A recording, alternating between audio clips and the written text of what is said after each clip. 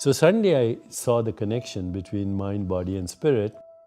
But then I was also actually intrigued by the fact that you could have two patients who had the same illness, saw the same doctor, got the same treatment, and had completely different outcomes. One could survive, one could die. And in between, there was a wide range of outcomes. And it did give me the insight that our normal everyday experience of what we call reality is the hypnosis of social conditioning, that actually reality shifts as your consciousness shifts. A correlation is not a causation, as we know. If the rooster crows in the morning and the sun rises at the same time, we don't assume that the rooster caused the sun to rise.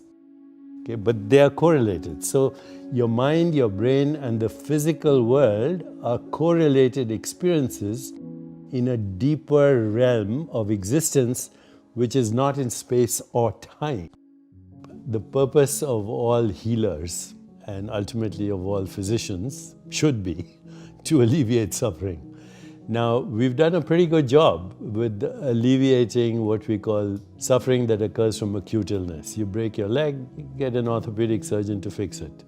You get pneumonia, you take an antibiotic. So we've done a good job on what we call the physicalist level for acute illness. But then there's something called chronic illness, diabetes type 2, inflammation, cancer, heart disease, autoimmune illness, accelerated aging, propensity to infections. And we haven't done a good job there because what we are realizing right now that only 5% of disease-related gene mutations are fully penetrant, which means they guarantee the disease. 95% of gene mutations that cause illness are related to lifestyle. Sleep, managing stress, and whether you meditate or not, you exercise or not, maybe you do yoga or not, breathing techniques, the quality of your emotions, nutrition, personal relationships, social interactions, environment, connection with nature influence your gene activity. We call it epigenetics. Let's say you got rid of all chronic illness and acute illness. Would humans still suffer? And the answer is yes, because unlike other species, we have something which is actually quite bizarre. It's called existential suffering. We wonder why we exist. We wonder why we get old and can we prevent that? We wonder why we get infirm and lose our memories as we get old. Can we prevent that? But we also are afraid of death. Okay. Can we prevent that? And the answer is biological death is based on a false premise, which is you are your biology and you are your body and you are a mind. You're not your body, you're not your mind, you're not the experience of the world, you're the consciousness in which all this experience occurs. To observe a thought is to know that you're not a thought. To observe an emotion is to know that you're not the emotion. To observe the body is to know that you're not this bundle of sensations and perceptions. So who are you? What is it that knows a thought? What is it that knows a perception, the color red? Is there a color red anywhere in the physical universe, or is it just an experience? I guarantee you, no scientist can tell you that the color red exists as a physical entity in the universe. It's an experience. In human consciousness, not in the consciousness of a bat who doesn't see colors but experiences the echo of ultrasound. So what is the color red to a bat? When you realize that everything you thought was real is not real, when you also realize that who you think you are is not real, but when you realize that all your name, your form, and everything you see is provisional, two things happen. To some people, they have immediate, what we could only metaphorically call the dark night of the soul. They go into a deep depression because everything they thought was real is no longer real, including their own name, form, body, and mind. Some people cross that threshold and discover nirvana, or enlightenment.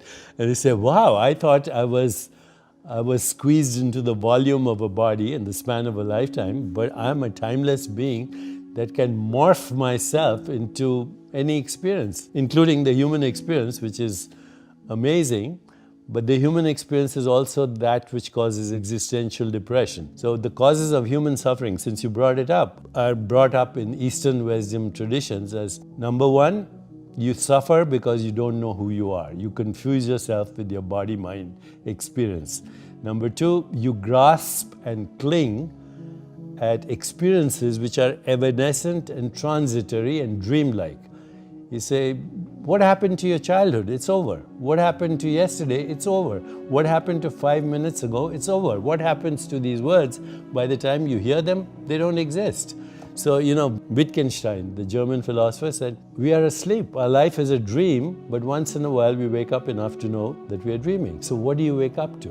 When you cross this threshold, you wake up to your true self, which is not body or mind, but the awareness in which that experience is happening. So grasping and clinging at a dream is the second cause of human suffering.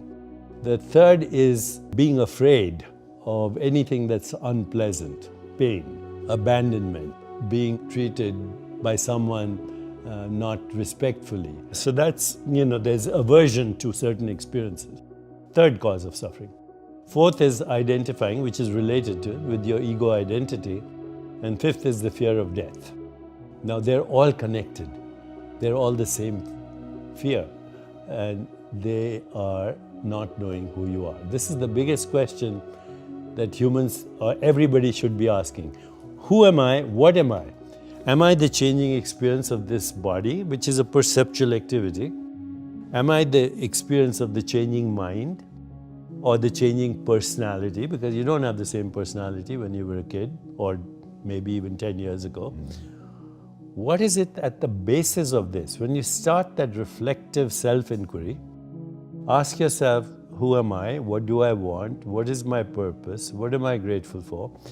Go into the stillness of meditation, you have what wisdom traditions have called revelation, revealed truth. Now, that sounds very grand. I would say just call it insight. Meditation, mindfulness, awareness of body, awareness of mind, awareness of mental space, awareness of the web of relationship, awareness with that which we call the universe. It leads you ultimately to the awareness of awareness. And when you discover that, that's nirvana. Is there anything behind consciousness? No. Now, everyday experience is modified consciousness. So right now what we're experiencing is what we call the waking state of consciousness. Okay. What do you mean by that? The awareness that I'm aware? No, the awareness that is experiencing a physical body and a physical world with eyes open is called waking state of consciousness. Okay. So awareness is modifying itself every time you open your eyes into this experience, right? And you call it the physical world. Now, if you close your eyes, you have another state of consciousness where you don't actually experience the physical world. You experience sensations, images, thoughts, emotions, stories. It's like a dream. As soon as you close your eyes, you're experiencing, you might call it daydreaming, but there's no difference between a daydream and what you dream at night. The physical world has disappeared, there's only a mental world. Then you go deeper at night, even the mental world disappears in what we call deep sleep. Now that is the highest intelligence, by the way, because in deep sleep, there's unconscious processing going on, there's creativity going on, there are correlations being made, there are toxins being removed, there's a whole resetting of your memories and consolidation of that. So in deep sleep, even though there is no experience of a physical or a mental world, it's a very intelligent, highly correlated state in which unconscious processing is occurring. Get rid of the idea that the world is physical. What we call of the world as physical, even your physical body, is a perceptual activity. And that perceptual activity for you and me is a human perceptual activity. through human consciousness, not through bat consciousness, not through mosquito consciousness, not through plant consciousness. Go beyond that. There is only one consciousness that is differentiating, undifferentiated consciousness, differentiating into these different species of consciousness that form a matrix of conscious beings that are collectively projecting this universe. If I asked you, what is this? You'd say it's a cup, right? Well, if you were a baby, you wouldn't know this is a cup. This is a shape, this is a color, this is a form, this is a sensation, this is a taste, and it's noise. The rest is a story. It's a human story we created, just like we created money or Wall Street or nation states or colonial empires, and we take that for reality. So when you have time to be still, question your habitual certainties, you'll realize that actually we know nothing. Nothing. Everything we know is made up. It's a human construct, and once we are embedded in that human construct, we call it reality. We don't question what is the source of this experience. So taking retreats, practicing mindful awareness of body, of mind, of mental space, of the web of relationship, the mystery of existence, it takes you slowly deeper to your true self. As Rumi said, God's language is silence, everything else is poor translation.